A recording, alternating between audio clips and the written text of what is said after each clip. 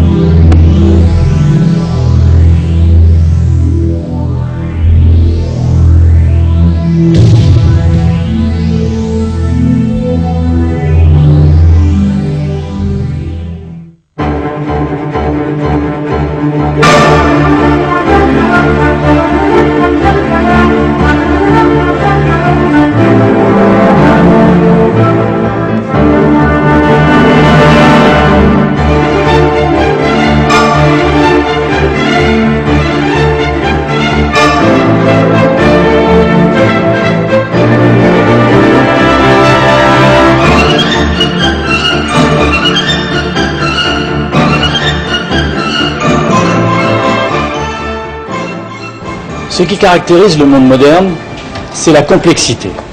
La complexité du système économique, la complexité du système écologique, la complexité des grandes villes, la complexité de l'entreprise. Et face à cette complexité, pour la comprendre d'abord et pour agir sur elle, la seule méthode dont nous disposons, c'est la méthode cartésienne, qui consiste à analyser les éléments de ce système complexe, à le découper en petits morceaux pour mieux comprendre les interactions des uns avec les autres. Or, nous savons aujourd'hui que cette méthode n'est plus adaptée. Nous avons besoin de comprendre les interdépendances. Nous avons besoin de comprendre la globalité d'un système dans lequel nous intervenons comme acteurs. Et c'est pourquoi il nous faut une vision, on pourrait dire au macroscope plutôt qu'au microscope, une vision systémique, globale du monde moderne.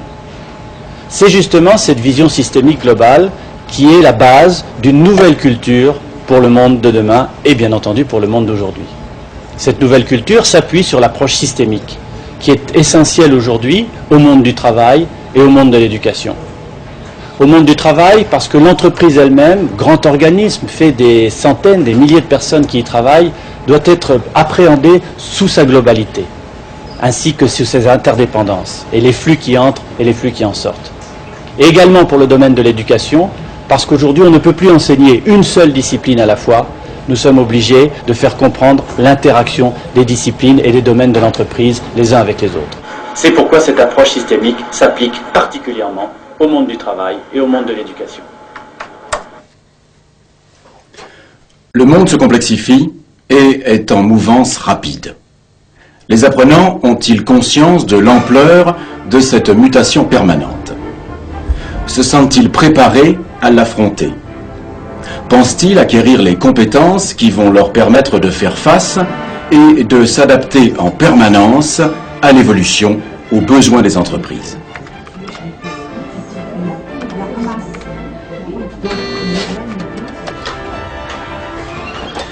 Base tertiaire groupe 6, bonjour.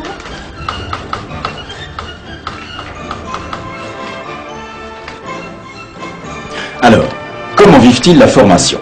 Par rapport à leurs attentes et par rapport aux métiers envisagés? Non, disons plutôt par rapport à la première fonction exercée.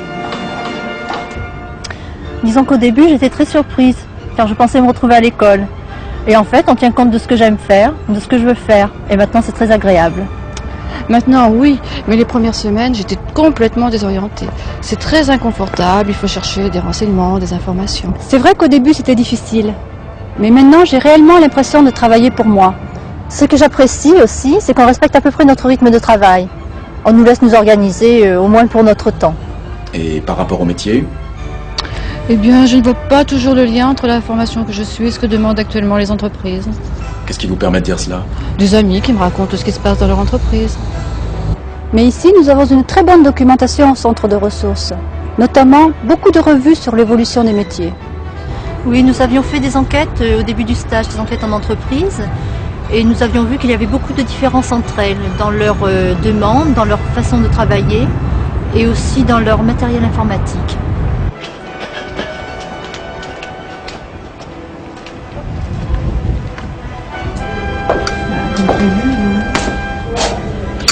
Vous savez ce que ça va nous apporter, ce qu'on vient de voir maintenant? Moi, ça m'a paru bien ennuyeux, c'était théorique, ça m'a même rappelé l'école. Non, vraiment, je préfère travailler en petit groupe, sur des exercices concrets. La relation est bien meilleure. Moi, j'ai déjà travaillé et tout ça, je n'aurais pas besoin pour ce que je vais faire après. Pourtant, au départ, ils avaient l'air de tenir compte de nos objectifs professionnels. Hein. Oui, je me rappelle qu'à ce moment-là, on voyait bien le parallèle entre les exigences du métier et ce qu'on allait apprendre. Maintenant, c'est flou. Je me demande pourquoi. On aurait dû se poser la question plus tôt. Maintenant, on est en fin de formation. Ce qui compte surtout, c'est de travailler pour l'examen. En tout cas, moi, ce qui me fait peur, c'est l'entretien devant les jurys. Ce sont des employeurs et ils vont essayer de savoir si on est devenu de vrais professionnels. Un petit peu de mieux, Olivier, si je peux vous aider. Oui, je cherche le livre de Pierre Kémy et d'y s'inspirer.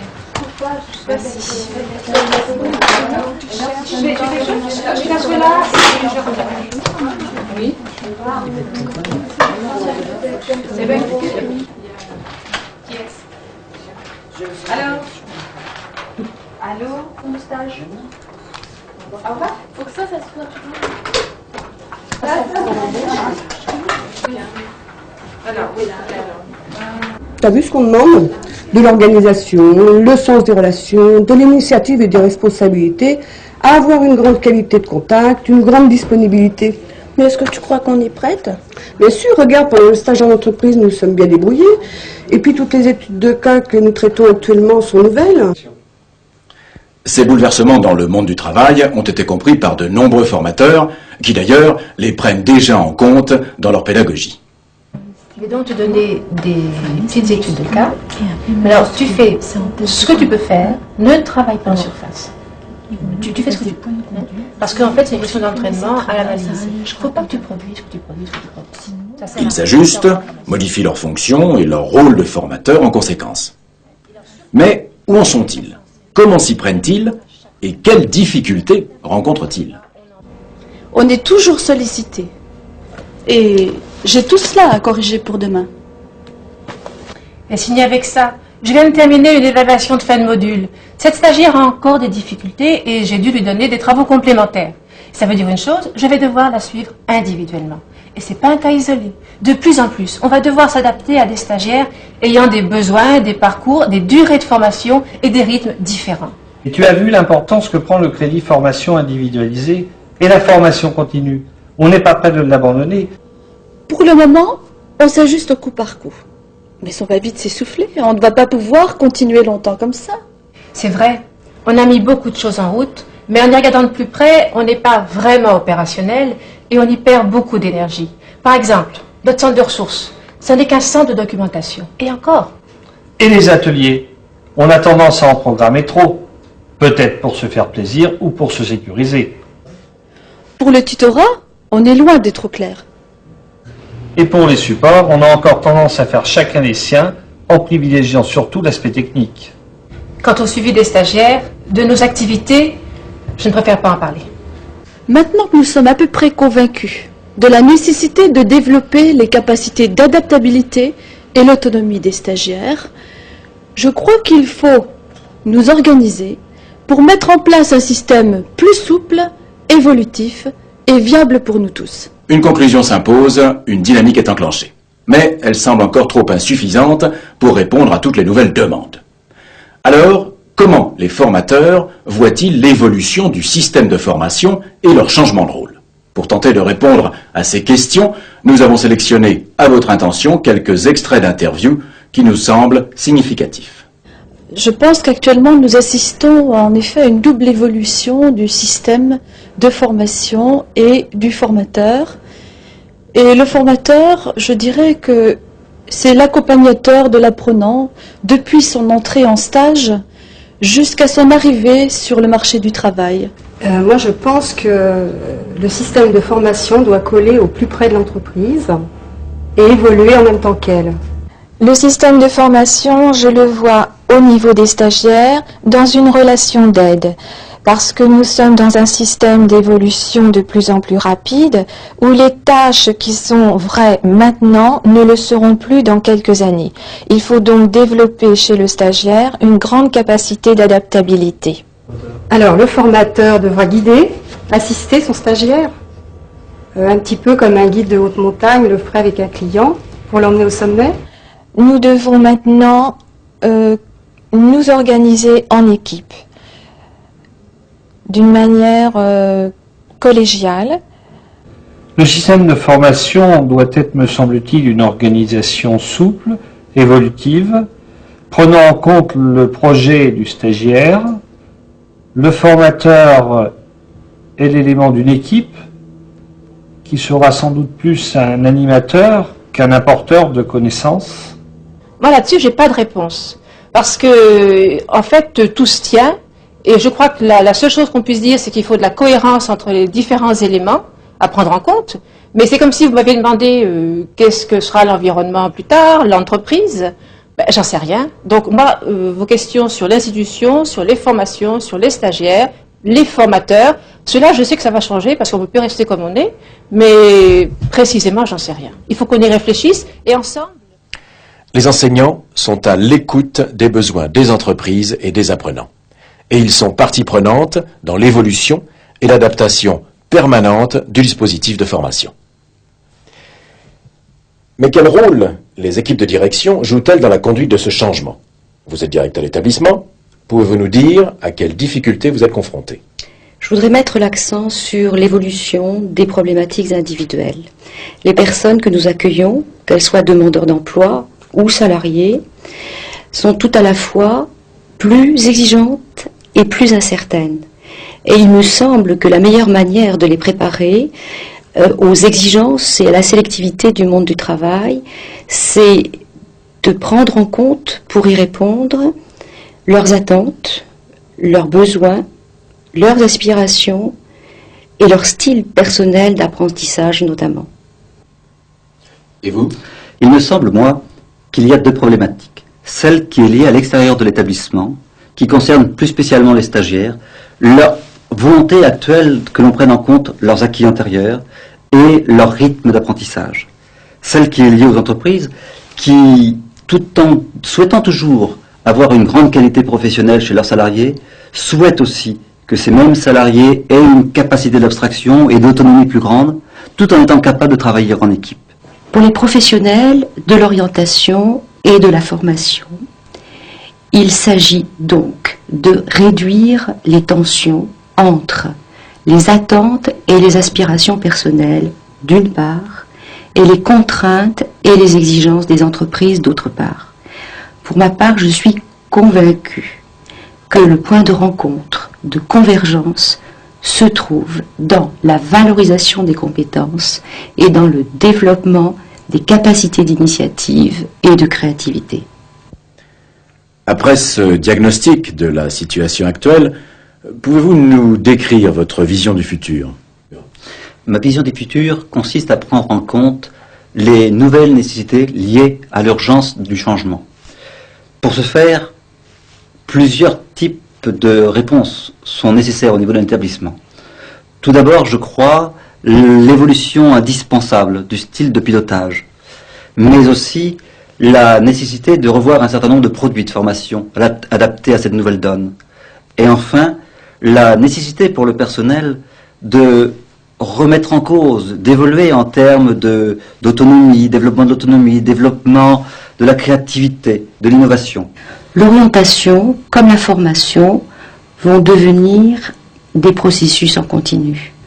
Au fond, l'avenir, c'est l'interpénétration des actes d'orientation et des actes de formation. Mais je voudrais insister sur ce terme interpénétration. Il ne s'agit pas de fusion, mais il s'agit au contraire de mise en synergie des compétences spécifiques des psychologues du travail et des formateurs d'autre part. Nous connaissons bien la situation présente et nous voyons mieux où il faut aller. L'écart est important. Mais comment faites-vous pour passer du présent au futur? Autrement dit, comment conduisez-vous le changement et quelle est votre stratégie pour l'avenir? Conduire le changement dans un environnement complexe et incertain, c'est paradoxalement investir sur le long terme.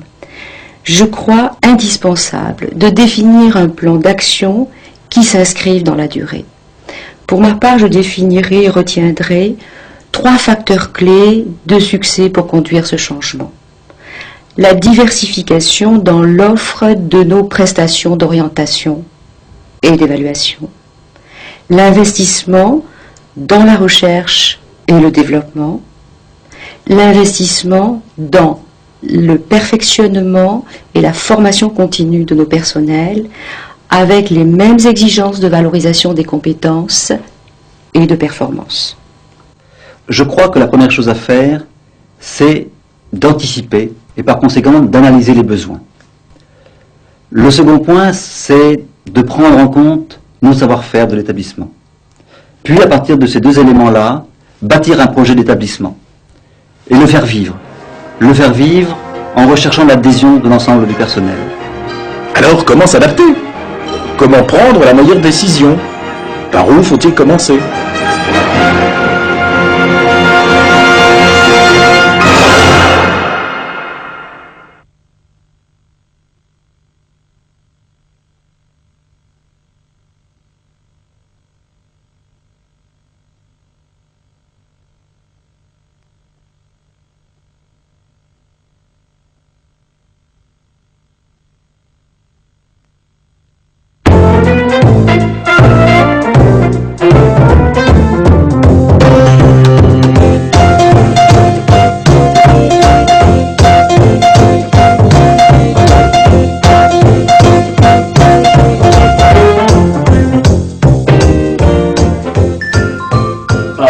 C'est sympa que tu puisses venir.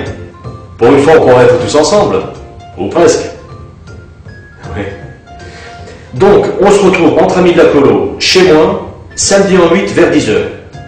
Et en célibataire. Pour examiner ce que l'on pourrait faire. Allez, à bientôt. Et mes amitiés à ta femme.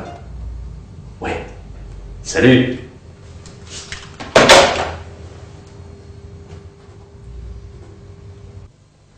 Vous l'avez déjà compris.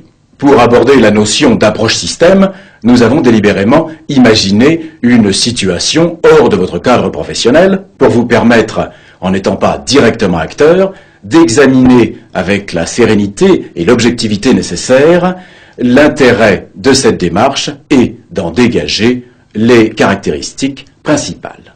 Tu sais, Christian, moi ça me plaît bien l'idée d'abordatage, comme une sorte de grande famille, ça me plaît vraiment bien. Ouais.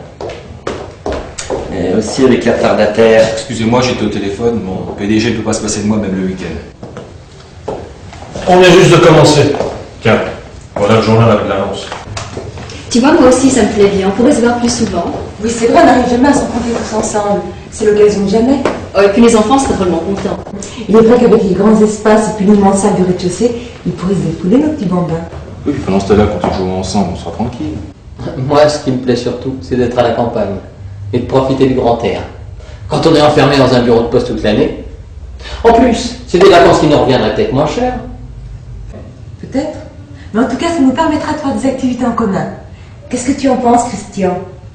Et si on fait quelques activités, ça peut aider à développer la région, qui d'ailleurs actuellement fait de grands efforts pour attirer des touristes en toute saison. Ça pourrait peut-être nous rapporter quelque chose. Parce que vous avez pensé au prix. Et puis, il y aura des travaux. T'as évalué le prix des travaux, Christian? Et les autres frais? Oui, mais la participation peut être différente pour chacun. Et puis maintenant, il existe des prêts très intéressants pour ce genre d'opération. Tu sais, je suis bien placée pour me renseigner. C'est vrai, c'est un peu cher à l'achat, mais c'est habitable tel quel. Et puis on peut faire nous-mêmes la plupart des travaux. Ça serait plus sympa de faire les travaux tous ensemble. N'est-ce pas, mon petit Patrick? Oui, oui. Bon, et la forme juridique, vous y avez pensé? Il faut aussi un contrat, il faut aussi se renseigner là-dessus. Ça risque en effet de prendre beaucoup de temps pour se renseigner, pour voir l'état des lieux, pour l'aménagement, et on a tous des jobs prenants. Moi, je peux me renseigner sur le plan juridique et sur les différentes formalités à suivre, auprès de la mairie, de l'EDF et des PTT. Et oui, c'est vrai que toi, Nathalie, tu es dans l'enseignement, tu as peut-être plus de temps que nous. Mais un petit coup de main serait toujours le bienvenu, mon petit Patrick. Bon, on verra. Je suis allé revisiter après avoir vu la petite annonce. Je peux vous assurer qu'il n'y a pas de gros travaux à faire. Seulement des améliorations, des bricoles. Ton idée est intéressante, mais il y a peut-être d'autres solutions pour se retrouver. Pourquoi pas louer une maison, par exemple? Ça nous permettrait de voyager. On pourrait aller passer nos vacances dans un VVF. J'y étais l'année dernière avec ma femme. Ah, c'était pas mal. Mais Franck, ce serait pas pareil, on serait pas chez nous. On a des copains qui ont loué une péniche à plusieurs. Ils nous ont dit que c'était super. Ah oui, certainement. Mais le problème avec les locations, c'est qu'il va falloir recommencer les mêmes démarches tous les ans. Ah tiens, j'y pense. Il y a aussi la maison de ma grand-mère. Tu sais, Sophie, toi aussi, tu l'as trouvée bien. Oui, très bien. Oui, mais dans ce cas, on est tributaire d'une seule personne. On est chez quelqu'un, on n'est pas chez nous. Bon alors, on laisse tomber les locations? Moi, il me semble que l'idée de la colo est celle qui correspond le mieux à ce que l'on recherche. Enfin, il me semble. Bon, eh bien, je me renseigne sur toutes les possibilités de prêt. Ok? Oui, ça me semble tout à fait réalisable, à condition de savoir ce que l'on veut faire et puis de s'organiser en conséquence. Je suis d'accord, moi aussi. Faut voir, c'est peut-être lourd. Et le prix? Il n'est pas trop excessif pour la région? Non, c'est une occasion. J'ai vu le notaire, il est formel. Une affaire comme ça, il y en a une tous les 10 ans. Et encore. Alors on continue. Il faudrait faire un planning. Quand est-ce qu'on peut se rencontrer une prochaine fois? Oh, ce serait super quand même si on pouvait se retrouver tous les ans, tous ensemble pour les grandes vacances. Qu'est-ce que vous en pensez? Vous croyez qu'on aura tout fait d'ici là? Ça dépend de nous. Mais tiens, on peut aller voir. Allons visiter tout de suite. Ça nous rappellera de bons souvenirs. Hein, Sophie? Vous pourriez y aller à pied, ça nous fait une balade. On va perdre du temps. Ferait mieux d'y aller en voiture. Mais non. On va prendre le raccourci en traversant le petit bois. Tu te souviens? On y va.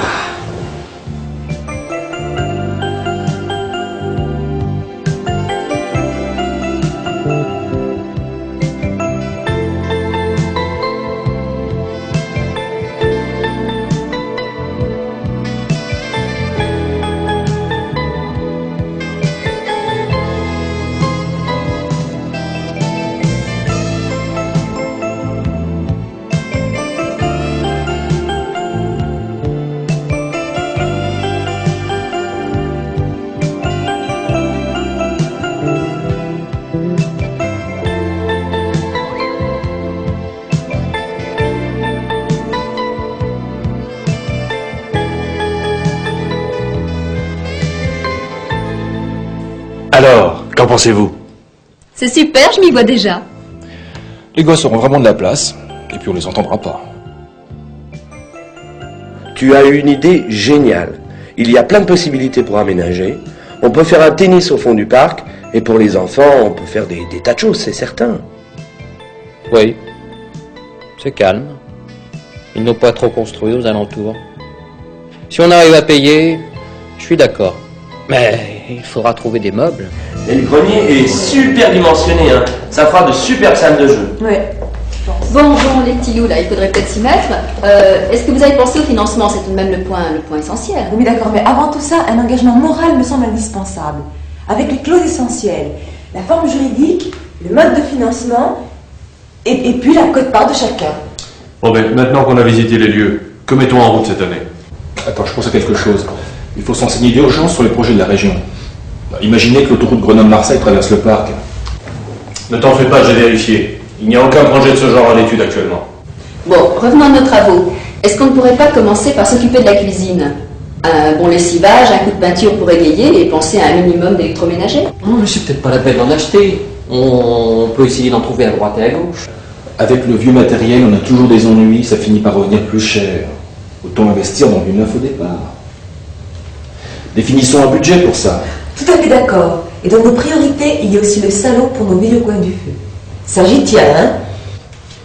Un feu de cheminée en plein mois d'août. Nathalie, voyons. Je te rappelle qu'on n'est pas en haute montagne, mais seulement à 1200 mètres. Je sois un peu romantique pour une fois, mon petit Benoît.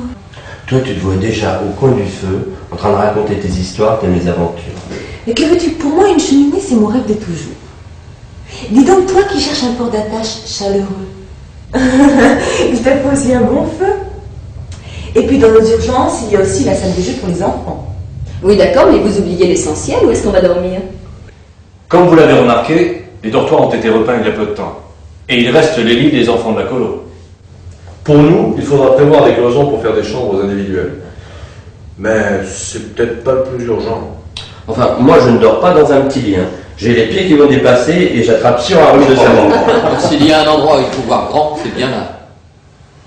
Donc, pour tout ça, on va établir deux budgets.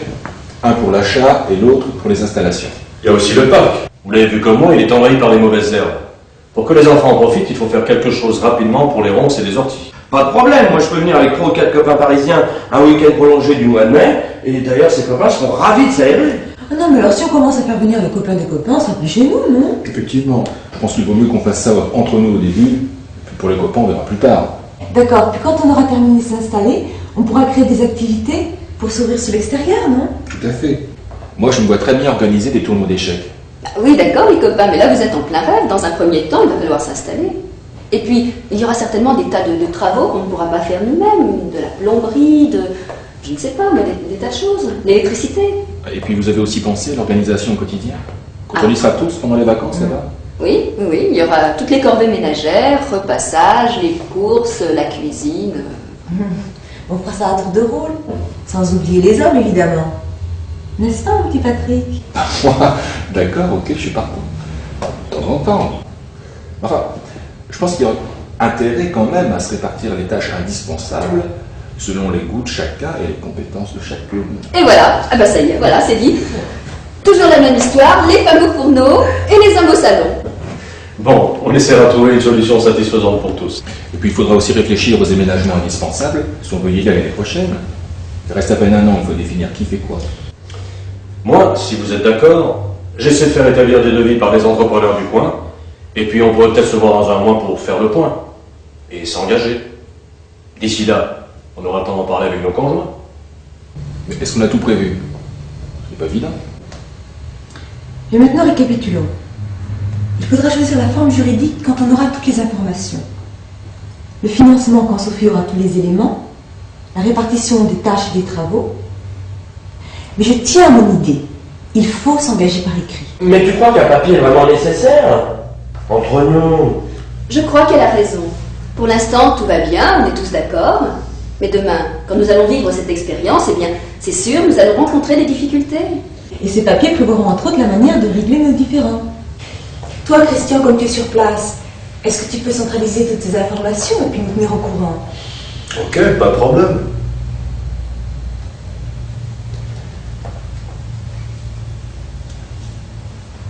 Non, je vous écoute depuis un bon moment. Ça me semble bien compliqué votre affaire. Et puis financièrement, ça fait lourd pour moi. Je gagne moins que vous et en ce moment, il n'y a qu'un seul salaire qui rentre et nous avons pas mal de charges avec l'appartement. Non, j'ai bien réfléchi, vraiment. M'envoyez pas, mais je ne peux pas. Je ne peux pas m'engager. Je laisse tomber. Attends, il y a peut-être un moyen de trouver une solution. En tant que fonctionnaire, tu peux obtenir un prêt à un taux intéressant. De plus, la participation de chacun est proportionnelle au nombre de personnes et vous n'êtes que 2. Je suis vraiment désolé que tu ne puisses pas suivre pour l'instant. Mais tu es cordialement invité à te joindre à nous pour les prochaines vacances. Vous êtes sympa. Mais comme je ne peux pas participer, du moins actuellement, je préfère ne pas venir. On verra ça plus tard. C'est toi qui vois, Franck. Mais une question se pose tout de même. Est-ce qu'à 5, c'est encore possible? Il faut reprendre tout depuis le début. On a déjà passé une bonne partie de la journée à discuter, on va pas revoir tout en détail. Non mais si on suivait un plan, ça serait peut-être plus efficace, non? Christian, tu as un bloc de papier?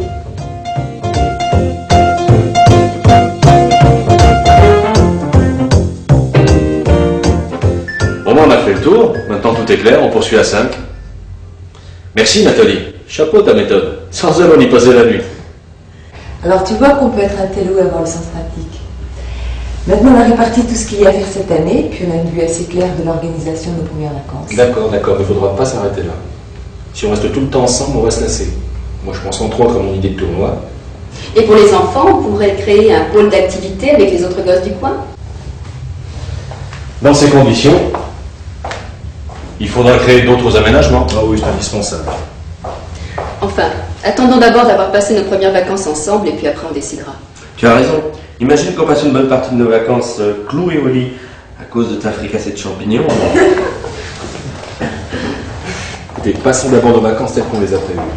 Par contre, dès à présent, on se réserve le dernier week-end d'octobre pour faire le point et décider de ce qu'on fera ultérieurement.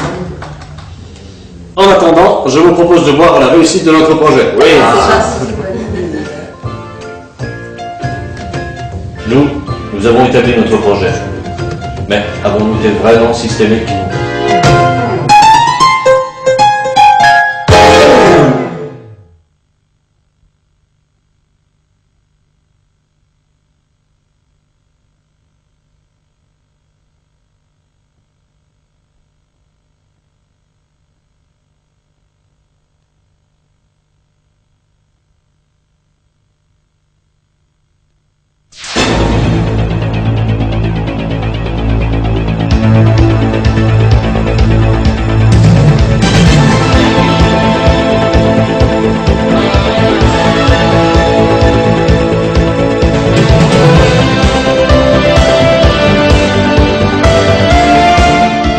La démarche qui nous semble la mieux adaptée à la résolution de problèmes complexes dans une dynamique de changement est l'approche système. Pour l'évoquer, nous avons fait appel à M. Joël de Renet, directeur du développement et des relations internationales à la Cité des sciences et de l'industrie, qui a fait des recherches sur cette démarche, l'a pratiquée dans différents secteurs et a été le premier à la diffuser de manière compréhensible par le plus grand nombre dès 1975 dans son ouvrage intitulé « Le macroscope ». Pourquoi la systémique aujourd'hui? Pour mieux comprendre la complexité et pour mieux agir sur elle. Prenez par exemple l'écosystème. Si vous appliquez une méthode ponctuelle pour détruire par exemple les insectes à coups de pesticides, vous allez aussi détruire les oiseaux qui se nourrissent de ces insectes. Et vous allez déconnecter les cycles écologiques les uns avec les autres. Croyant agir d'une manière efficace, en fait, on a compliqué le système. Même chose en médecine. On identifie un microbe, on fait agir un antibiotique, on l'applique sur le corps et on crée des effets secondaires, on crée de nouvelles maladies qui va falloir traiter avec d'autres médicaments. Tout est bouclé, tout est interdépendant. C'est justement l'objet de l'approche systémique que de considérer ces différentes interdépendances, ces différents niveaux hiérarchiques de complexité, de manière à pouvoir mieux agir sur ces systèmes en faisant porter notre action de manière multiple et multidimensionnelle. Qu'est-ce que l'approche systémique? Et d'abord, qu'est-ce qu'un système? Alors évidemment, les définitions ont un peu le défaut de geler la réalité, mais enfin, néanmoins, il faut les employer pour préciser ce dont on parle. Un système, c'est un ensemble d'éléments en interaction dynamique organisés en fonction d'une finalité. Cette finalité pouvant être, par exemple, le maintien de sa structure. Tous les éléments sont importants dans cette définition, et surtout le terme de dynamique, ce qui implique que la durée, le temps, intervient comme une dimension essentielle du système. Qu'est-ce que l'approche systémique? Eh bien, l'approche systémique pourrait être définie comme une nouvelle méthodologie permettant d'organiser les connaissances en vue d'une plus grande efficacité de l'action. Organisation des connaissances, plus grande efficacité de l'action. Bien entendu, l'approche systémique ne remplace pas l'approche analytique. Elles sont toutes les deux complémentaires. L'analyse permet d'extraire des faits de la réalité, c'est l'approche scientifique par excellence, et la méthode systémique va permettre de recadrer, de replacer ces différents faits dans un contexte plus large. Voici comment se joue la complémentarité essentielle entre analytique et systémique. Quels sont les principes fondamentaux de la systémique? L'approche systémique considère 4 secteurs: des structures, des systèmes, des réseaux et des évolutions. Des structures d'abord. Il s'agit de considérer que les éléments que nous définissions tout à l'heure comme étant en interaction s'agencent, s'arrangent en niveau hiérarchique de complexité croissante ou décroissante. Par exemple, les atomes constituent des molécules qui constituent des cellules, lesquelles cellules s'assemblent en tissus, en organes, en organismes, etc. Donc niveau de hiérarchie allant d'une complexité croissante ou décroissante. Premier élément. Deuxième secteur fondamental, c'est le système lui-même. L'approche systémique considère quelque chose séparé du monde extérieur par une membrane, par une frontière, qui la distingue, qui permet de la différencier de l'environnement.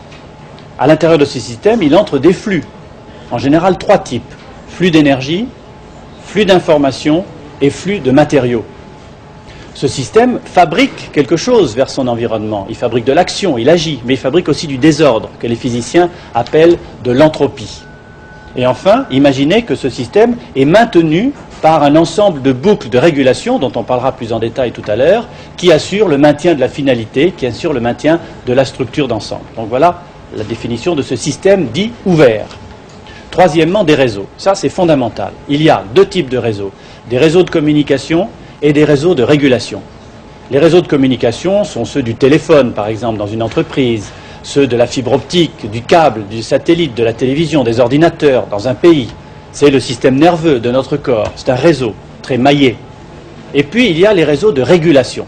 C'est-à-dire qu'un système maintient sa structure grâce à une série de mécanismes équilibrateurs qui vont renvoyer de l'information de la sortie du système vers l'entrée pour lui permettre de se réguler en permanence par rapport à l'évolution de son environnement. C'est ce que les Anglais appellent le feedback, c'est ce que l'on appelle en français la rétroaction. Rétroaction, pourquoi? Parce que quelque chose qui se produit à la sortie du système est renvoyé à l'entrée du système pour modifier son comportement. Et dans ce cas, il y a 2 types de systèmes de régulation. Ce que l'on appelle la rétroaction négative et la rétroaction positive. La rétroaction négative, tout le monde la connaît, c'est le thermostat. Plus il fait chaud dans la pièce, plus le thermomètre détecte l'augmentation de température, renvoie l'information à l'entrée pour faire diminuer la température en fermant la résistance chauffante. Si la température diminue, le système agit en sens contraire. Donc en partant d'un écart à l'équilibre, on arrive à osciller autour d'une valeur d'équilibre définie d'avance. C'est cela le feedback négatif, la rétroaction négative. Il en existe des exemples constants dans notre corps pour maintenir le taux de glucose dans le sang ou le taux d'insuline par exemple. Et puis il y a le feedback positif, ce qu'on appelle la rétroaction positive. C'est-à-dire que là, au contraire, on part d'un point à l'équilibre et on diverge.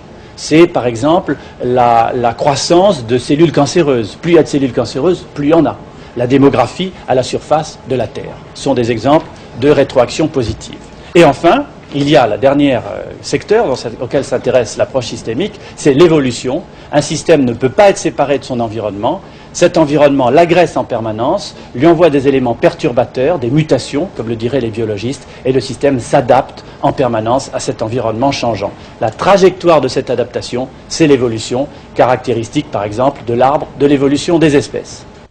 La systémique, ce n'est pas seulement une méthode d'observation de la réalité complexe et du découpage de cette réalité en éléments que l'on peut comprendre et recombiner les uns avec les autres. C'est aussi et surtout une méthode d'action. C'est ce qu'on appelle l'action systémique. Comment se fonde cette action systémique et sur quel type d'étapes elle s'appuie? Il y a 5 étapes principales. Je vais les décrire une par une. D'abord, il faut comprendre que ces 5 étapes s'inscrivent à l'intérieur d'une de ces boucles de rétroaction dont je parlais tout à l'heure. Action, évaluation des résultats, nouvelle action. Alors regardons dans l'ordre ces 5 étapes fondamentales.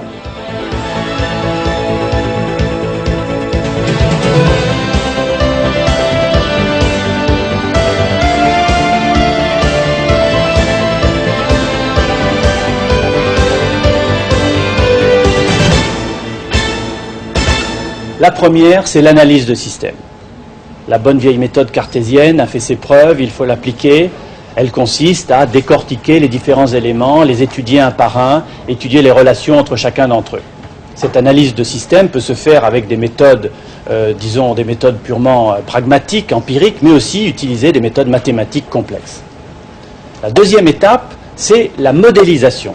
À partir des éléments qu'on a extraits de la réalité, on construit un modèle ou des modèles. On peut faire un modèle dans sa tête, on peut aussi faire un schéma. Un schéma est une forme de modèle.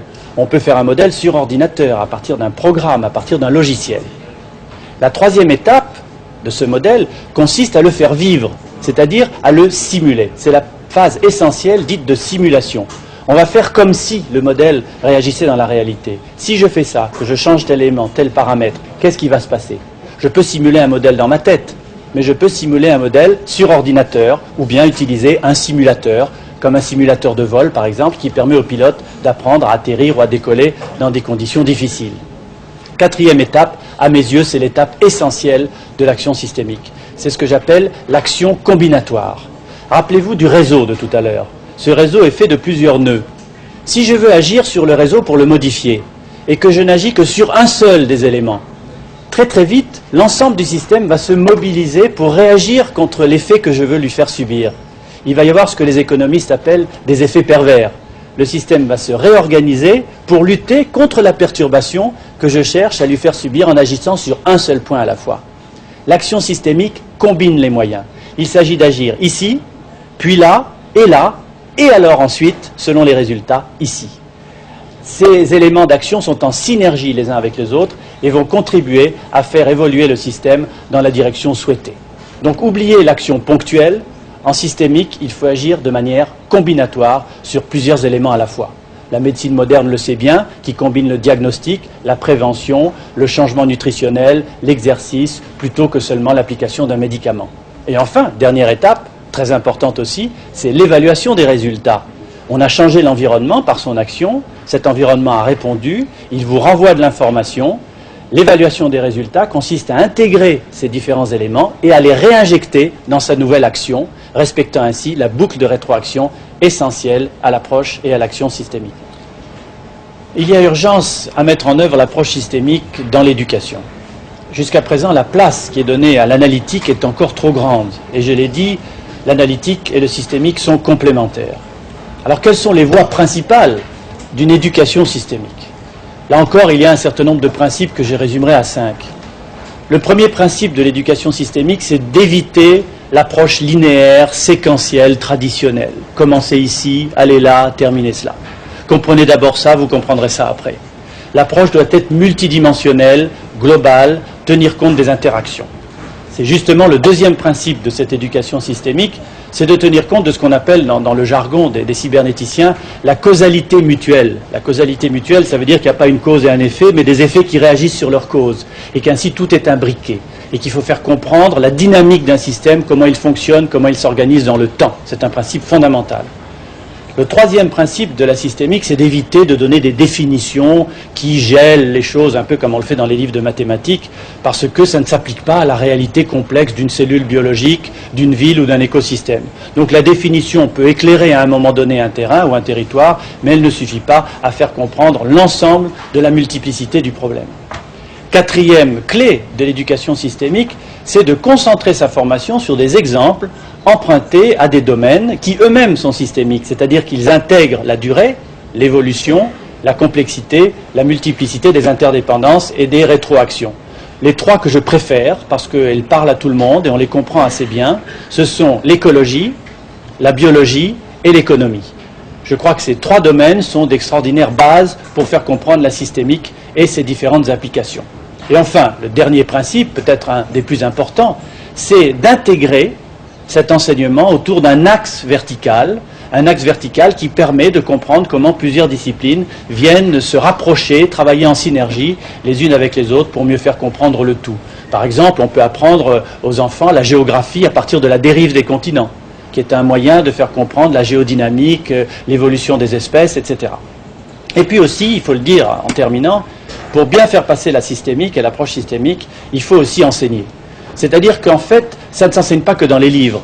c'est aussi comme l'art dramatique, comme le sport. C'est un enseignement qui se fait dans un atelier, qui se fait dans la réalité. On copie un maître, on copie l'exemple. Et je pense que là, c'est un des secrets de cette approche. Elle se découvre dans la création, elle se découvre dans l'interaction des uns avec les autres, dans les jeux de rôle, les jeux de cas, les jeux de simulation, le travail en groupe. Tout ceci, ce sont des méthodes qui se sont développées au cours des dernières années, mais qui devront considérablement se renforcer dans l'éducation pour faire passer ces grands principes de la systémique moderne. En conclusion, je voudrais m'adresser à vous, formateurs et acteurs des systèmes de formation et d'éducation, pour vous donner un peu, en quelque sorte, le message final de la systémique appliquée au monde d'aujourd'hui. D'abord, il faut travailler en équipe, il faut travailler en partenariat, parce que le savoir n'est pas dans une seule tête, mais il est partagé. Le respect du réseau est essentiel. Ensuite, il faut savoir travailler dans le cadre de ce que l'on appelle la recherche-action, c'est-à-dire évidemment de chercher les données, les éléments, mais aussi de les intégrer en permanence dans la réalité, une réalité qui résiste et qui s'oppose. Et c'est justement cette difficulté de faire pénétrer les idées nouvelles qui apporte un feedback, une rétroaction essentielle à l'amélioration de sa conception et de ses connaissances. Et enfin, peut-être et surtout, il faut aussi apprendre à travailler en réseau, à travailler sur des applications concrètes, à fabriquer des modèles concrets que l'on teste en permanence dans la réalité. On ne part pas d'un modèle pour arriver à une éducation ou à un enseignement. Ça, c'est un peu d'idéologie. Le modèle, c'est le point d'arrivée. Et ce point d'arrivée, il est pragmatique, c'est-à-dire qu'il résulte d'une confrontation permanente entre la théorie et entre le concret. Voilà le dernier message que je voulais vous faire passer. Bonne chance dans cette formation systémique. Elle est essentielle à la compréhension du monde d'aujourd'hui.